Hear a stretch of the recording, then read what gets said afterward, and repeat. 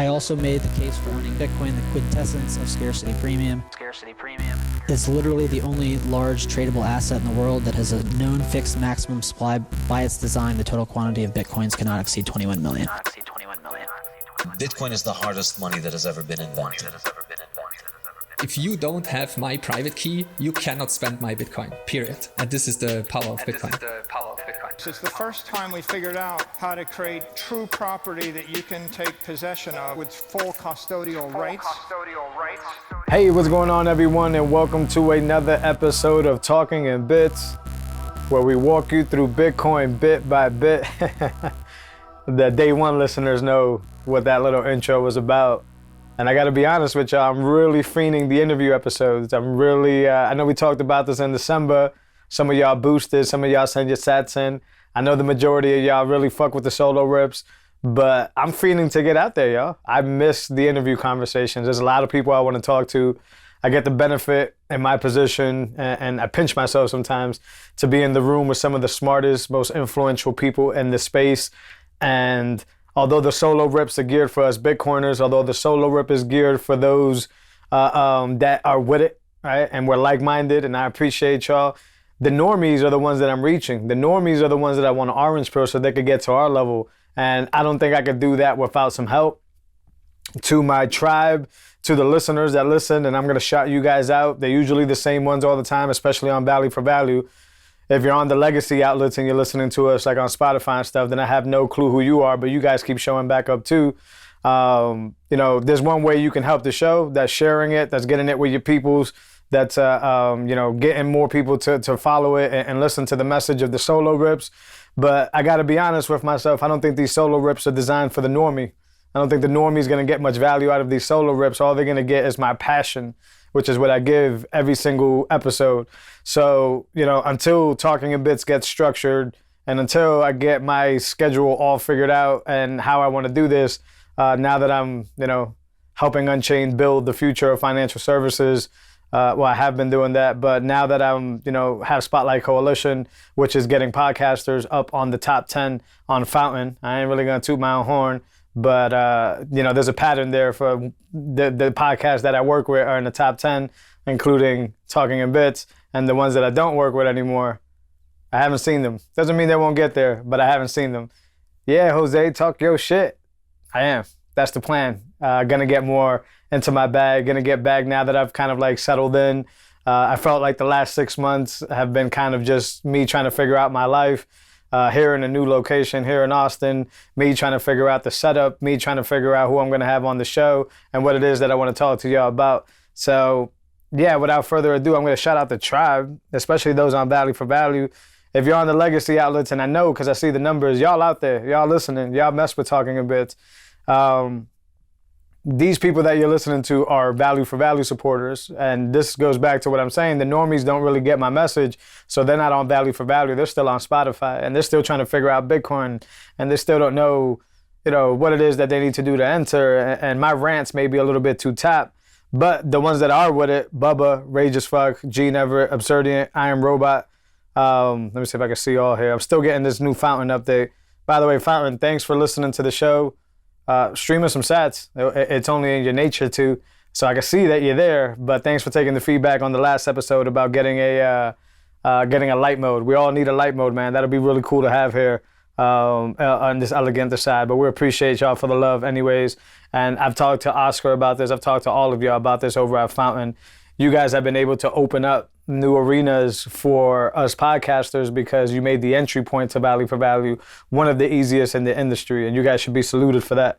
So salute to Fountain, salute to those that I just shouted out, my supporters, and y'all keep putting Talking in Bits back in that top 10, even though if you were to ask me, Talking in Bits is just warming up. I'm gonna talk my shit because later on in the episode, because you had that the Odell episode with Peter McCormick. And a lot of the things that I always bring up always end up on the bigger podcast after I bring them up. What that tells me is that if you're listening to the show, you're getting a lot of signal. That means that I'm on tap. That means that I'm understanding what's going on. That means that I'm maybe a little bit ahead of the ball, or let's just say paying attention. And we'll get into that a little bit later because I got a lot to rip about here today. But yeah, I'm going to start talking my shit. Top 10, lightning. We're gonna keep coming back to back. This wouldn't be possible without y'all. But I also know y'all ain't parting away with your sats just because I'm just an average dude, just because I'm a nice guy. You're parting with them sats because you're getting that signal from Talking in Bits. And all you other podcasters out there, you're not keeping up. And that's why you're doing cliche stuff. You're not innovating the space. You're not doing anything new, right? And then I've talked to some of these podcasters and I'm gonna talk my shit. I'm gonna get a little Petty Roosevelt here for y'all. A lot of you podcasters I keep talking to on a day-to-day basis, y'all try, some of you, I don't wanna say all of them, some of them have been fantastic and I've learned a lot from y'all. But a lot of these other ones, man, especially since I've been out here, basically just try to rip Talking in Bits down. They try to call it feedback, but what they're really doing is trying to set their show up to be the standard, right? So they're ripping it down. They're basically saying that this is nonsense, or this isn't good, or you shouldn't do that, or you shouldn't do this. But on the other hand, the listeners, the viewers, which are the most important piece of podcasting, it doesn't happen without y'all. On the other hand, they're out here telling me, this is hot, this is it, you're streaming your sats, you're putting me in the top 10. You know, listen, to be in the company of Marty, to be in the company of Odell, to be in the company of some of these others, like, it's very humbling, but it also shows that there's a lot of signal. I also want to call out, you know, a few weeks ago when Odell was out here for one of the bit devs and he was working out here in the Commons, he came up to me personally. He endorsed this, like, came up to this conversation. I didn't have to go to him, and basically thanked me and basically said, hey man, you're one of the few out here that's really doing it. Like, we're doing it. So I am eternally humble for Odell for being able to do that. Hopefully, Odell, if this message gets to you, you end up on the show. Maybe you're one of these interviews that I want to have. You are, but like maybe we could fulfill and get these main chain episodes back where we get, you know, some really good guests, and it would be an honor to have you on, good sir. But I remember that because, once again, I'm having these conversations with podcasters, some of them that are saying, hey, Talking in Bits is it, and you should go, and we're going to take this to the top. And then we got this other stream of podcasters that are basically trying to tear it down. Not because they're giving critiqueful feedback, right? But because they're threatened by the fact that Talking in Bits exists, because they don't have the sauce, right? They don't have the flavor. They don't have anything that I do. I come from a different environment. I grew up in a certain way, and a lot of these people didn't grow up in that environment or that certain way. That doesn't mean that where I grew up is any more special than where you grew up or where they grew up. What it means is that where I grew up, it makes me unique.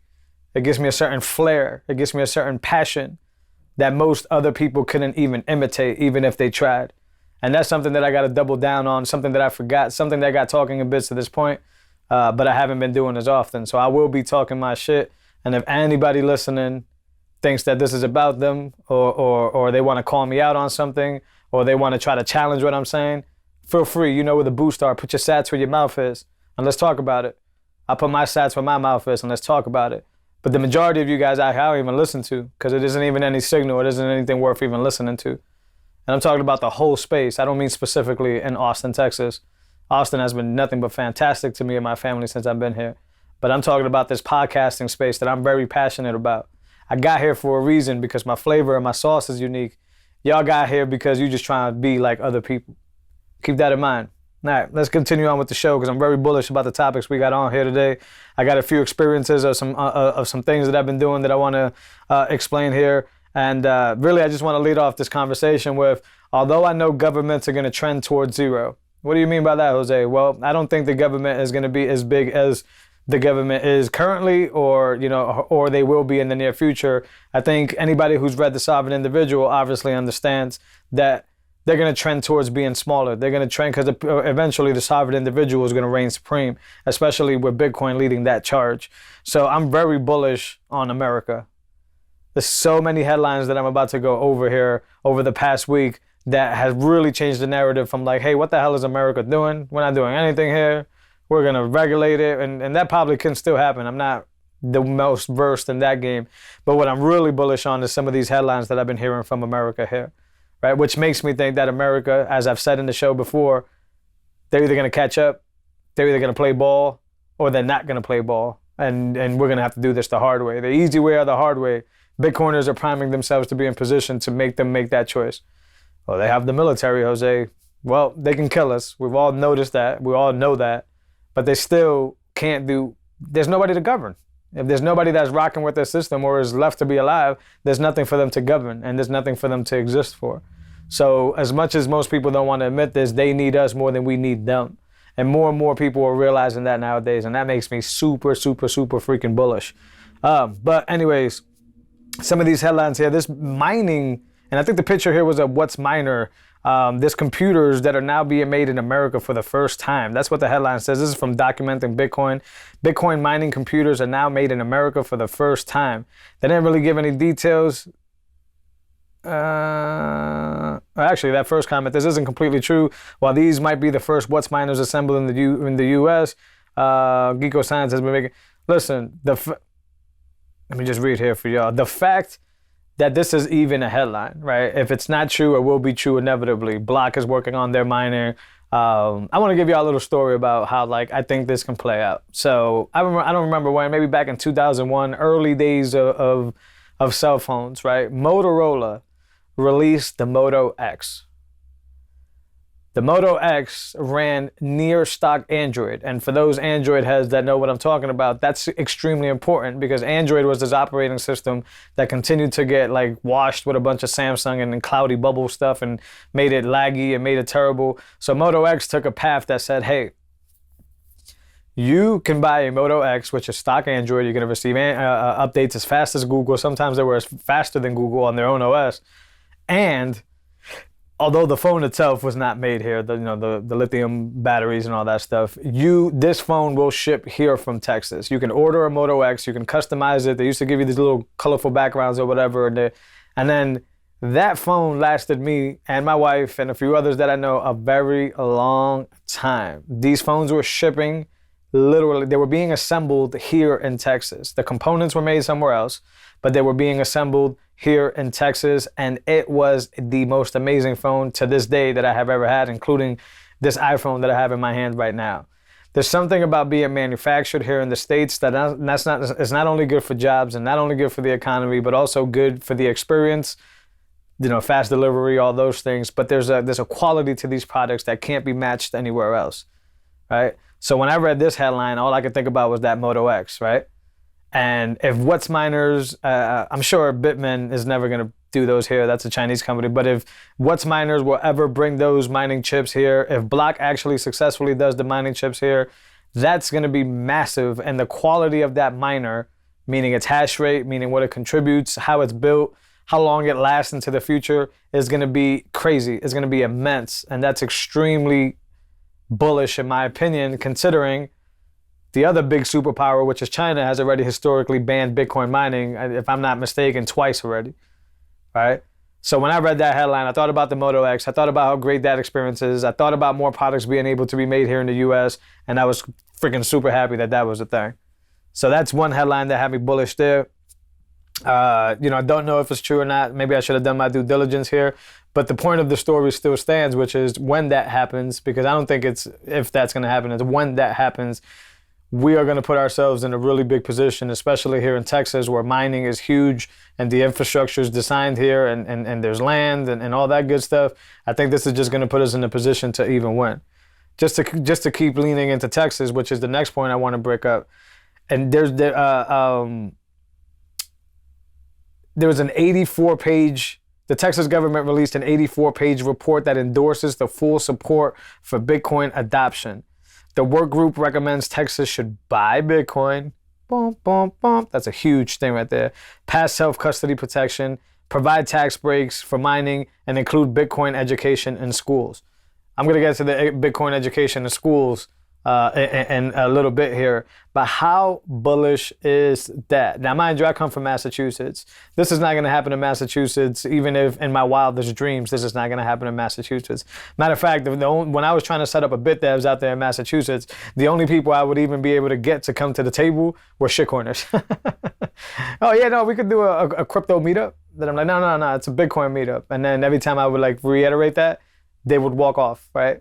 Like, there's something about shitcoiners. They have all the money in the world to push their shitcoin products, but they don't want to endorse what we have going on here at Bitcoin. But this would never happen in a state like that. And I'm sure there's many other states that wouldn't even come close. But Texas went ahead and pushed this 84-page document that basically highlights that and covers it in a full spectrum. Because, you can see documents about mining. You can see the documents about trading Bitcoin. You can see the document, like separate stuff. But this is the full package, right? This is education on Bitcoin. This is tax breaks for mining on Bitcoin. This is custody protection, which is something, being here at Unchained and understanding multi-sig and what comes with that, that's going to be very important. And the state itself buying and possibly holding on the state's asset sheet Bitcoin. Why is that important?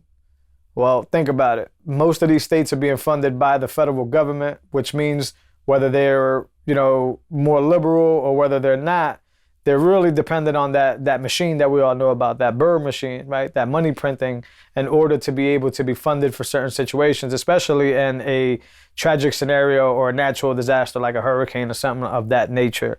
So if we eliminate that now, right, by basically having Bitcoin on the sheet, I can already hear the doubters out there, but you can't really make Bitcoin divisible. Bitcoin is infinitely divisible. And that's nonsense for anybody who's saying that and doesn't understand how that works. But being able to hold the reserve there, being able to, in theory, realistically, hold gold, right, on its sheets, digital gold on its sheets, and be the first one to do it, makes Texas and primes Texas to be, as it already is. I don't really think there's any mistake. Any Texan that's listening could leave a boost and let me know below that, your yeehaw. But lets me know for sure that we are here in Texas innovating the space and going to be the forefront of this. And if you know anything about evolution of technology, the early adopters, the forefronters, right? We're early adopters as Bitcoiners, but early adopters and like as a state, that's going to propel and provide all the benefits that come with this journey that we're about to go to the state that decides to do this first. That is a very bullish document there. And then the other part of that is there's always people saying, and this is true, right? This is, they don't teach finances at school. This is a true fact. It's an absolute abysmal part of the fiat system. It actually destroys the educations. Kids that go into school don't know anything about finances, don't know anything about savings, don't know how to invest, don't know anything about anything. And that's because that system, that school system, has basically trained us humans, individuals from a young age to get up early, go to a building, do some work, and go home. They're not really trying to propel us to do anything new. They're not educating us on how to be entrepreneurs or investors. And there's very few resources out there for people wanting to learn all that stuff and do all that stuff. So how does this change the game? Well, Texas A&M, and in the picture, led by Pierre Richard, basically just hosted the very first Bitcoin class at Texas A&M. Sure, that does not mean that that's elementary school kids. That means that it's college kids. But what it means is that now you're going to be able to take a class to teach you about the hardest money that has ever existed. And I'm assuming once we start adding, maybe it's a technical class at the moment, maybe it's not. I didn't really look into the details of the curriculum. But what that's going to tell me is that it's going to start to expound into different things. Now you're going to start learning about the financial side of Bitcoin, the technological side of Bitcoin, the security side of Bitcoin, innovations like Lightning, layer 2 on top of Bitcoin. You're going to start learning all these things in these different classes. And I see a universe or a world where you're going to be able to major in Bitcoin. How fascinating is that? How cool is that? How different of a game is that? That's going to be a game changer and something that we need to work on here and something that we need to actually just push forward. We need to make this thing happen. This is no joke. Talking about Texas, well, this is, some people consider it the little Texas, and that's New Hampshire, right? So just to continue on the trend here of being super bullish on America, at least during this past week. I mean, there's a lot of shit happening. Gemini destroying itself, all these exchanges going down, a bunch of fiat nonsense. People still arguing about which gender should go into which bathroom, which is, it's just a nightmare if you think about it. But the governor of New Hampshire recommends a Department of Energy to review how Bitcoin mining can help stabilize the electricity grid, which is what Bitcoin miners have been saying for years now, and build more sustainable generation projects and lower costs for consumers. Ding, ding, ding, ding, ding, ding, ding, ding. Bitcoiners are winning. Bitcoiners are winning, and that's extremely important for, if you're new listening to the show and don't understand Bitcoin, to understand. Sort of like the conspiracy theories, like, I hear that meme that says, the difference between a conspiracy theory and a fact is 3 months, or like the time difference, which is true. That's the same thing for Bitcoiners. The difference between you just being a Bitcoiner to actual fact reality is only a matter of time. because Bitcoiners have been saying this stuff over and over again, right? Which is why we have to push podcasts like this, why we have to push the education side of it. And now it's starting to come to fruition. Bitcoin miners are literally spreading like a contagion all over fiat land, all over fiat world, and they're taking over every industry, but not like shitcoiners do in a malicious way, in an actual improvement way, in a way that actually betters those old legacy systems or innovates them. And that's the difference between what Bitcoin can do, it's remittance, there's so many different examples, as opposed to what they can do. So really bullish on New Hampshire. And like I said, even though I think government trends to zero, I think it's very bullish for the states to be doing stuff like this and to be able to adopt this technology, this currency that is changing our lives and is going to change the lives of anybody who lives in those states, right? It's going to provide jobs, innovation, right? All that stuff that we've been talking about here and in other podcasts for years. So I'll give you a quick example of things that we need to fix.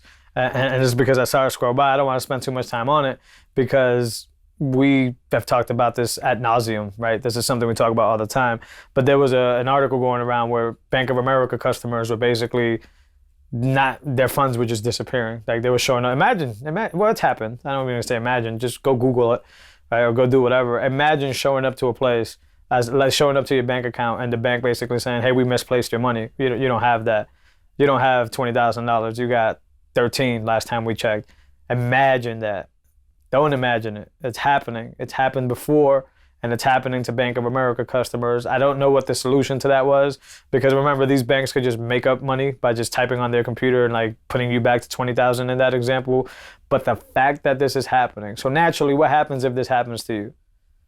Well, then you start pivoting over to Bitcoin. You start looking for solutions to figure out how this happened, why this happened, and the only asset that you could actually hold in custody and do so freely without any violence or without any trust, I should say, or both, is Bitcoin. So as I'm seeing these people basically ask where the hell my money, I'm thinking this is the opportunity where shows like Talking in Bits come and educate them. This is the opportunity where Bitcoin just smacks them in the face and says, the solution is here. You just have to embrace it. You just have to learn it. And then once people get on that road, right? And I've worked with Bitcoiners that are up in the 70s to kids, so to teenagers, my kids, right? And once they learn that there's a problem and once they experience that pain, sometimes it's small pain, sometimes it's heavy pain, there's nothing easier to say, but here's the solution. That's the next step.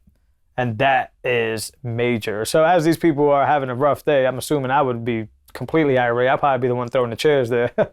I can only think these are naturally Bitcoiners that are going to figure out that there is a better solution, and self-custody is the solution, and not trusting these fucks is the solution.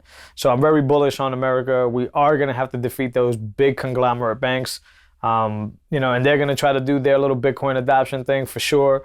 There's no reason why they wouldn't. They want to be on top of everything. They want to own everything.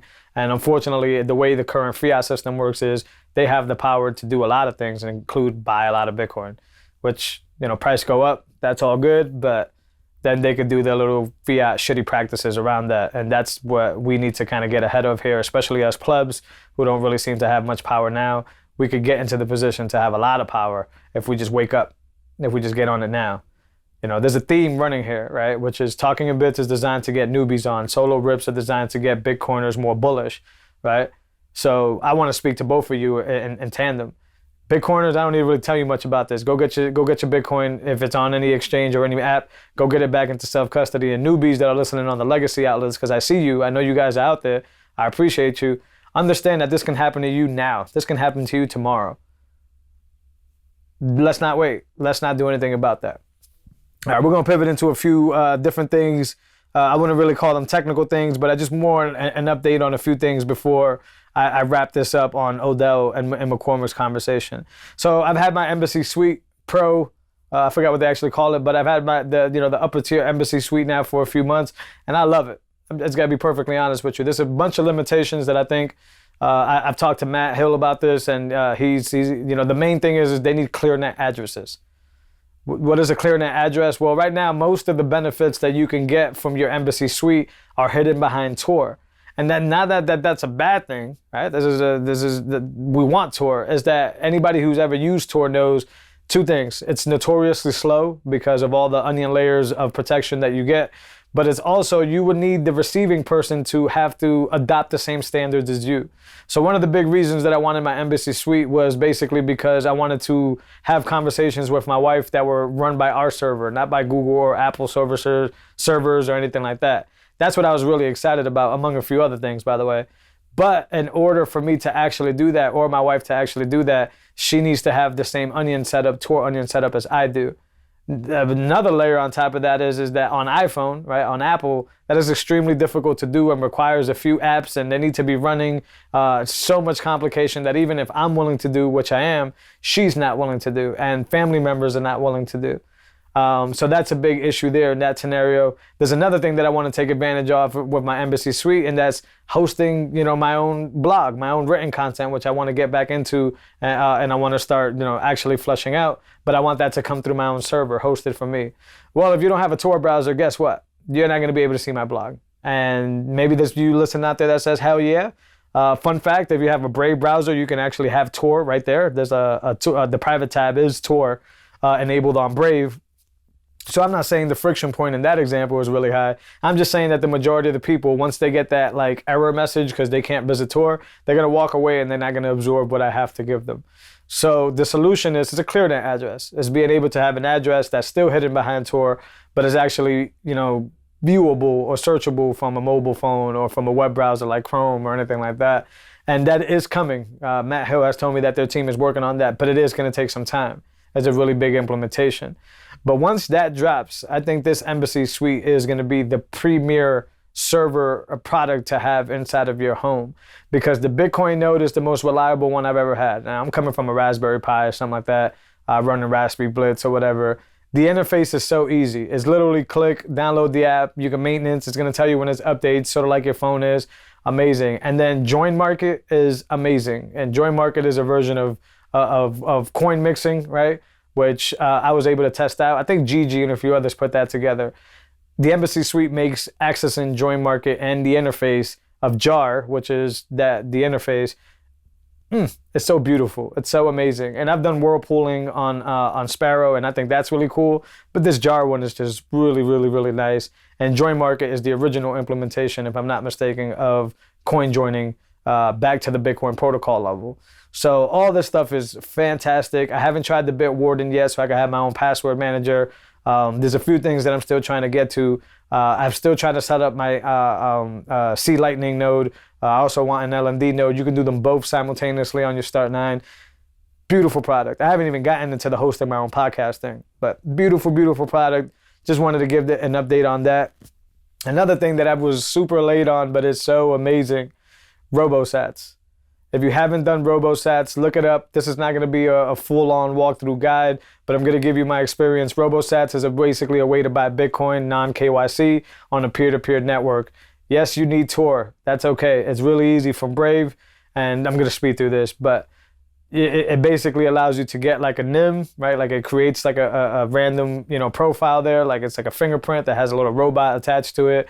Then you go into the exchange and you get to shop around. You can say, hey, I want to pay with Strike. Hey, I want to pay Cash App. I thought I was going to be able to find people to take Amazon cards, but nobody was really taking that. But either way, you can see the benefit here. If it's an Amazon card and you have a Fold account, maybe you buy the Amazon card, you get the 5%, 6% back, and then you trade that for non-KYC Bitcoin on there. And then you can have it delivered to you to a Lightning address. So it's really cool. When you set up a deal with somebody, you put in something cheap like 13,000 sats into a pot. That's going to make sure and to tell the person who's trading you the Bitcoin, hey, you're down, right? So it locks it in there. You get it back, right? It locks it in there. And then you get into like a private chat. And BTC Sessions actually has a great video on this. But you get into a private chat where you can initiate the trade and say, hey, I'm ready for it. I use Strike. I send this person, I believe it was $200 in fiat through Strike, in fiat to his Strike account. I didn't have to change it to Bitcoin. And then he went ahead and the address that I provided before we started communicating, which was an on-chain address, because you can't use Moon. You have to have like your own inbound channels and Lightning to receive it in Lightning. He sent me the Bitcoin right away before we closed the chat to that on-chain address, and it was non-KYC. Now, to use the on-chain address, you are going to have to spend a little bit more, But if you've used like Azteco or things like that, that's a 5% premium, which is amazing, by the way, for non-KYC. I believe when it was all said and done with Robo Sats, it was 4% premium for non-KYC to get it delivered on-chain through a Tor browser, crazy hidden identity bot, and it was an amazing experience. This is how I will be buying Bitcoin going forward. I mean, I have an Azteco Connect. That's cool too. But I will be going to Robo Sats whenever I can because I did it in my couch. I wasn't in my underwear, but the good old analogy of buy Bitcoin non-KYC in your underwear, that's amazing because the Azteco still requires a few hoops and hurdles. Sometimes you have to see this person in person. Sometimes you need to have the cash, which is great for being anonymous. But if Saturday morning is rolling and I want to buy some Bitcoin, I'm not just going to drive all the way into town to try to meet my guy. Check out Robo Sats. Robo Sats is incredible, incredible, incredible. All right. So I am going to go into the last part here, which I'm not going to take long because remember, these solo rips are supposed to be concise and weekend episodes that you can kind of chalk up or eat up during your workout, eat up during your drive to work, whatever it may be. So I didn't listen to the whole Odell and McCormick episode, but I listened to the clips that were going on the internet. And this is where Talking a Bits is ahead of the ball. And this is where from the very origins of Talking a Bits, I have continued to push this value for value thing. I'm not saying I'm the only one. I'm saying that this is what I built this platform on, and this is what I will continue to build this platform on. You are at the mercy of fucking advertisers whenever you adopt that model. Look, not every podcaster is a bad person for having to take on sponsors and pay for their show. Yes, you have to have sponsors in order to scale your show to a certain extent. Yeah, but that's all an expectations thing to me, man. Like, if you want to go ride this thing really fast and build and hire editors and do all this stuff, then yeah, you can take that, high time preference approach. You could sell your soul like Pomp did, and we covered that in the last episode. Go check it out. Like Peter McCormick continues to do, and so many others continue to do, because they're not clever enough to have the low time preference. So Peter was going around, and to be completely transparent, I was in a session where I recorded Peter on one of my, one of Spotlight's Coalition's clients. I won't say any names on the podcast. And I was the producer in that room, and I was the editor in that room, and I was listening to McCormick. First of all, before I say what I have to say, I think McCormick, when you meet him in person, is a completely genuinely really cool dude. I know a lot of Bitcoiners out there are completely pissed off about me even saying that. How could you? He's this, he's that. I'm not saying that the businessman Peter McCormick is the right dude. I'm saying that the normal dude is a normal dude, and he has really good valid points, and I talked to him about a few points. This conversation isn't for that. But the business owner, which he continues to say it is, his podcast is, needs funding, and he has numerous employees, he has editors, he has audio, he has video, all that, and value for value is not going to pay that. He is 100% correct in that arena. But what he's not understanding is there's a different breed of podcasters. There's the breed that do what I did, which is we play the low time preference game. I either come out of pocket for my editing or for my whatever, or I learn to do it all, right? And I'm not saying I'm making $130K an episode like he was saying, or it costs him $130 a month or anything like that he was telling Odell. I'm just on the side that Odell is on, which is, hey man, you do this for the right reasons, right? You don't sell your soul and you never have to worry about that. And this thing is only going to go exponential up. I'm actually paraphrasing Odell. I don't think he said any of that. But the point is that, yes, there's an environment where you can do them both. You can get the value for value, give people, let them support you in that arena, and then you can show them stuff that they're probably never going to buy. My whole point is that that's ingenuine and it's very thirsty. What you eat don't make me shit is one of my favorite lines, right?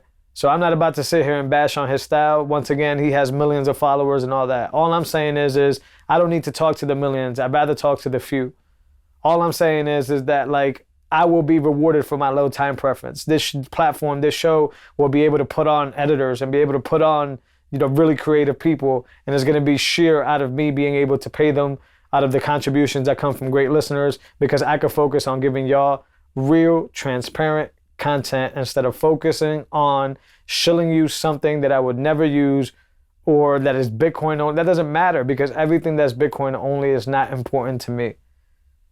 So my TLDR in that whole conversation is I continue to be, a few of us continue to be ahead of the ball when it comes to these topics that continue to get brought up on bigger platforms. And kudos to you for listening to me and getting that signal before it goes major.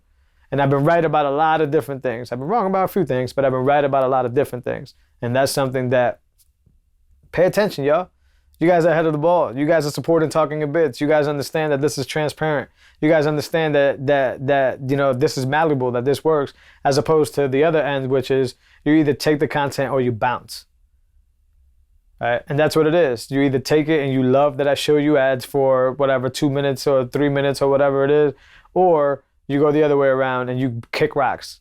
Well, I don't need that. I'd rather build it up low because I know eventually, as value for value will win, I will win. As the tribe gets bigger, I will win. And I never have to worry about one of my sponsors fucking over my fan base. And that constantly happens. It's been proven. Watch Pomp's doofy face during that little crybaby thing that he did on the internet. The only reason he's even had to get to that point, the only reason McCormick has to walk down some stuff, the only reason they're having these conversations is they continue to show products that are rug pulling Bitcoiners. That's not forwarding the space, that's retrieving the space.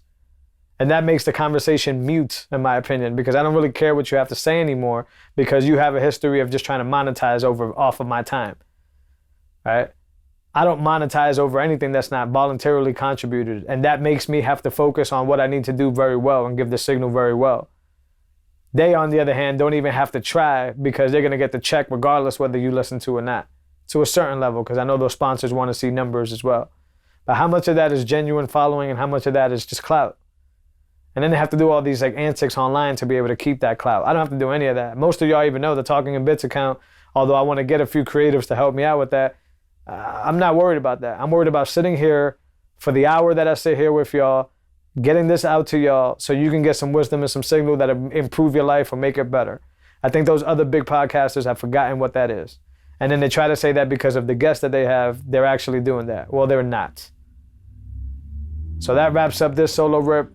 I always appreciate y'all. You guys are always fantastic. I'm using a different mic, so you guys are probably hearing the motorcycles here on the street. Until next week, you know where to find us. Fountain, we appreciate all the support. Keep supporting, keep building this platform. All the other Podcasting 2.0 apps, keep doing that. Right? You guys are doing amazing things. Check us out on that. Check us out on Bitcoin TV and all the legacy listeners. Make yourself known. Let me see where you're at. Talk to me. Reach out to me. I'm not really giving you any platforms on those places to do that because I don't want to endorse those old algorithms. Get to the Bitcoin standard of things. Let yourself be heard. Follow me. Let me know what you guys want to see. And I am going to be getting back to these interviews, y'all. That's important to me. It's important to me. It's important to the newbies. It's important to most of the listeners. So I'll be getting back at that point. But don't worry. These solo rips will keep coming in hot. These solo rips will continue to be in the thing. I appreciate y'all. I'll catch y'all on next week's episode. Later.